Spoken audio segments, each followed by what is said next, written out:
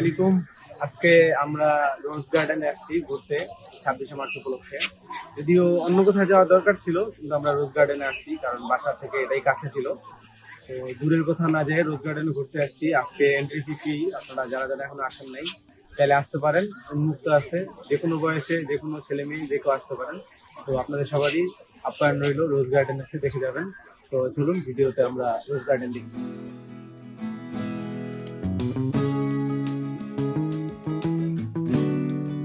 Actually এই ভবনটার নাম রোজ garden রাখার কারণ হচ্ছে, আপনারা যখন প্রবেশ করবেন, প্রবেশ করার সাথে সাথেই দেখতে পাবেন দুইটা বড় বড় গোলাপের বাগান। তো এই গোলাপের বাগানগুলোর কারণেই এটার নাম রোজ গার্ডেন প্যালেস রাখা। তো এর পূর্বে এটার আরও বিভিন্ন নাম রাখা হয়েছিল, যা বিভিন্ন মানুষের হাত বদলের কারণে এটার নাম পরিবর্তন হয়েছে। তো আমি ডিসক্রিপশনে হিস্টোরি দিয়ে রাখছি, আপনারা সেখান থেকে পুরো কাহিনী দেখে জানতে পারবেন এটা কিভাবে হয়ে আসছে।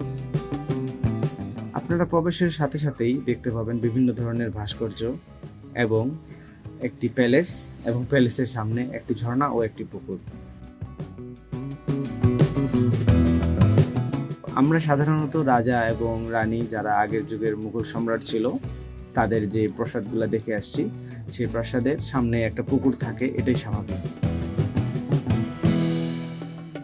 এই পুকুরে দুইটা বসার স্থান আছে, যেখান থেকে আপনি গোসল, কাপড় ধোয়া অথবা হাত পা ধোয়ার কাজ করতে পারবেন। তো এই বসার স্থানগুলো একটি পূর্ব দিকে এবং অপরটি পশ্চিম দিকে অবস্থিত।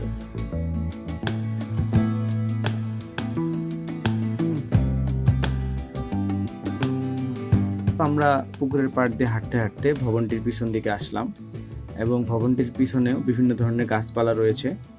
তো আপনারা ভবনের পিছনে আসলে অবশ্যই সবকিছু দেখবেন, এবং এখানে অনেক মানুষ যারা ছবি তুলতে আসছে আজকে।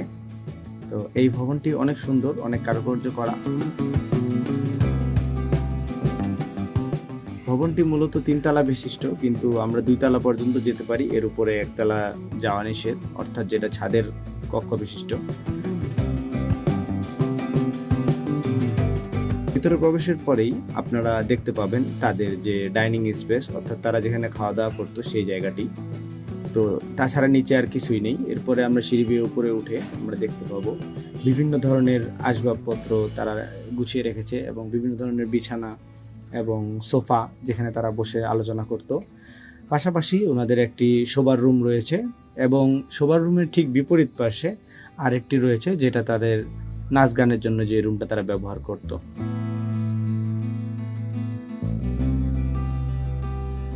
এই ছিল রোজ গার্ডেনে দেখার মতোই। তো আপনারা আমাদের সাথেই থাকবেন নিত্য নতুন ভিডিও দেখার জন্য। ধন্যবাদ।